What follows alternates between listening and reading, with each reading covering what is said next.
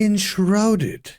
Bro, what the fuck? The early year is usually packed with AAA or even AA games releases, so you might get the odd viral hit indie game that everyone keeps talking about for weeks on end, at least until the next big game releases. Now, the game that is or has been an absolute viral hit for the last few weeks is called Palworld, and that has nothing to do with the game of this video, because the game we're talking about here is Enshrouded, a indie action RPG with survival mechanics and a take on the genre that is so much of a breath of fresh air that you start to wonder why more action RPGs don't just add some of these mechanics into their games. Now, credits for this game go to indie developer Keen Games, a company that can only be classified as a large group of friends, really, because there's like 58 members in the team. Like, bro, that's a tiny group of devs. Like, I don't think people give them enough credit for what they have achieved with such a small team. Like, bro, what the hell? Anyway, that's not why we're here. We're not here to ride some dick. Pause. We're here to actually discuss the game, what the opening 10 hours have been like for me, and if it's a good game or not. Now, I will be making a retrospective review on the game once I finished it and let it sit with me for the initial hype to kind of die down, so if you haven't yet, maybe subscribe. Anyway, in the game, you start off by watching a rather well-made cutscene, to be honest, on the premise of the story, who you are and why you are in this world. Now, you, as the custom-built character, are a Flameborn, a person seemingly destined for greatness in the lands of Embervale, a vast land that has been engulfed in a dangerous fog called the Shroud, or as one might put it, the land has been enshrouded.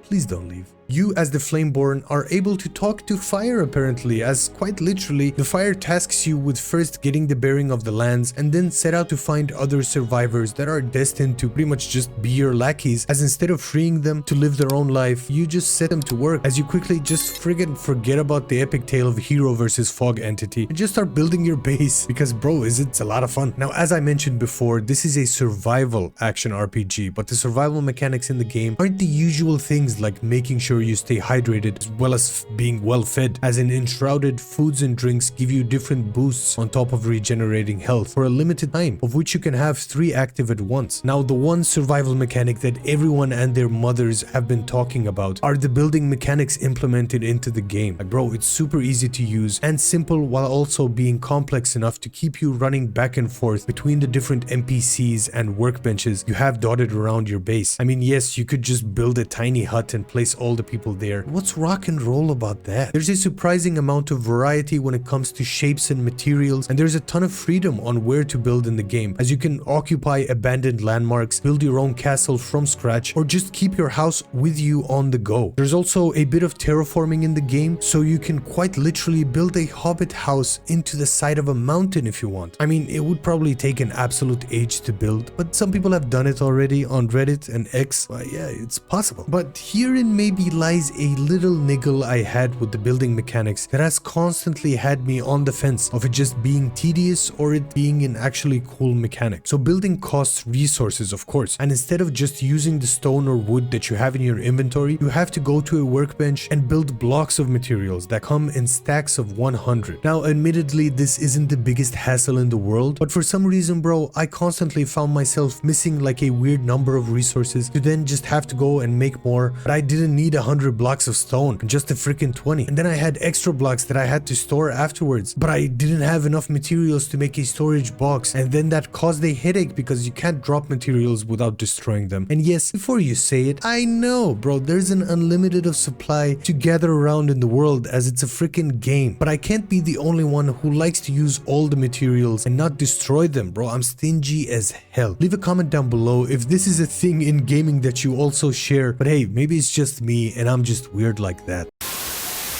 We interrupt this program with some breaking news. It seems the awesome person watching this video has yet to subscribe to the channel or like the video. And in an unprecedented turn of events, he is now full on thinking about it. It is indeed free to do and would help me out a absolute ton. I mean, it would help the person of the broadcast a lot. News. It's the news. Damn it. We will update you on more information once we get it. So for now, let us return to the scheduled program.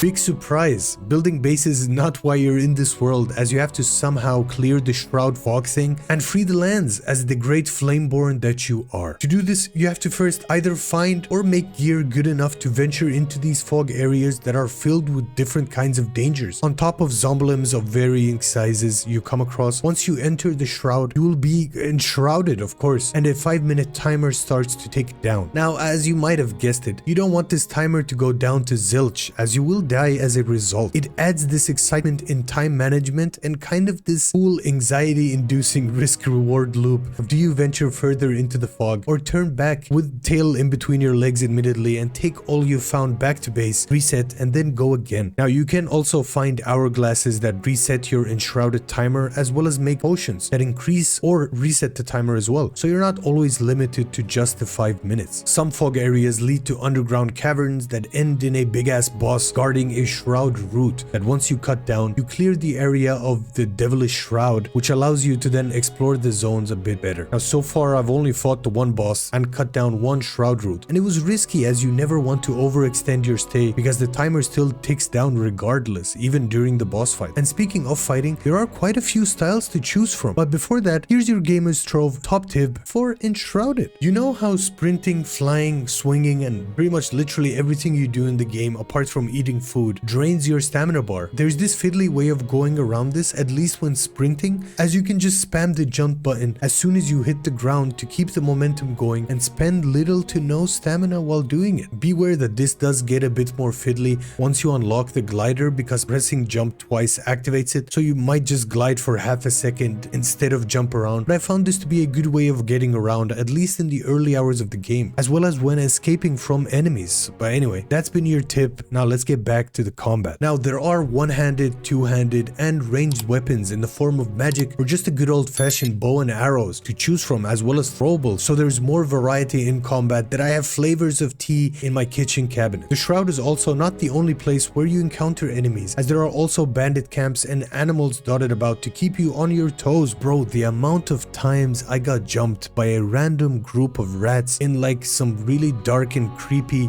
basements, like bro, that was scary as shit. Like, you never expect them to jump out, and then they do, and it's freaky. Now, combat, on top of other things, do give you XP to use and abuse in the quite fully fledged skill tree that gives the option for further player customization and skill unlocks. Now, these skills allow you to pull off heavy hitting moves or even change the whole freaking animation of the roll ability to an anime style blink dash, so joke's on you, Ichigo Kurosaki. Now, with all this being said about things to do and experience in the game, it's hard to believe that this is in fact in early access, and it's not even the full release yet, so one would expect a lot of things to be added and changed over the course of the next few years. Now, I'm also aware that a lot of games are quote-unquote early access nowadays and stay in early access for an infinite amount of time, so yes, make of that what you will. Now, a game can have all kinds of mechanics implemented as well as have all kinds of features as well, but is it fun to play overall? Now, to that question, I can happily say hell friggin'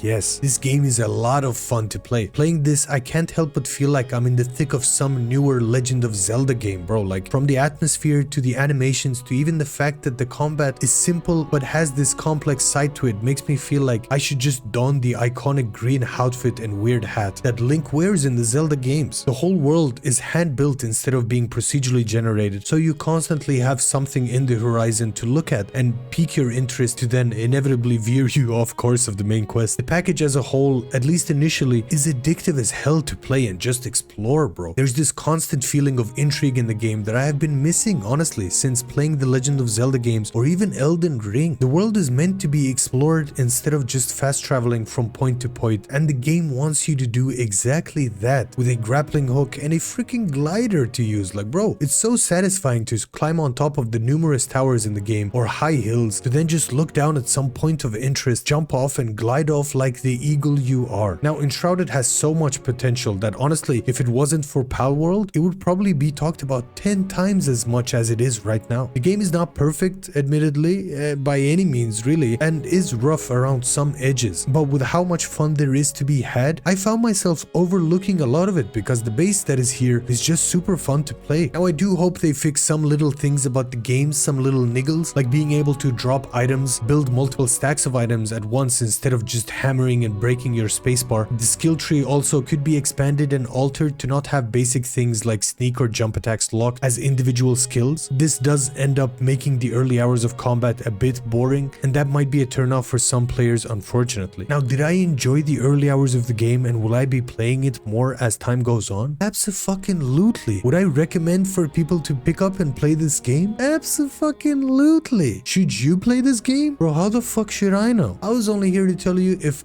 I like the game and what my initial impressions were. You can do whatever the fuck you want. And that pretty much wraps it up for yet another video, my broskis. I hope you did like it. If you did, be sure to click that like button down below, as well as subscribe to the channel also. We are on the way to the greatness of YouTube, and I would love to have you on board for the ride, bro. Also, go check out my WTF video on Remnant 2 and a quick overview / review of Monster Hunter World and the solo experience in that game. Oh, those are both really good games. Not really comparable to Enshrouded, but they are really good games that I did enjoy and I'm still playing, bro. There's so many games to play in the early year.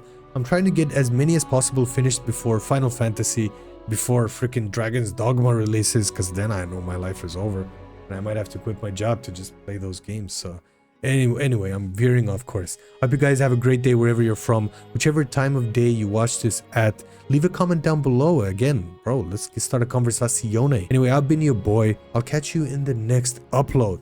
Hasta prontissimo.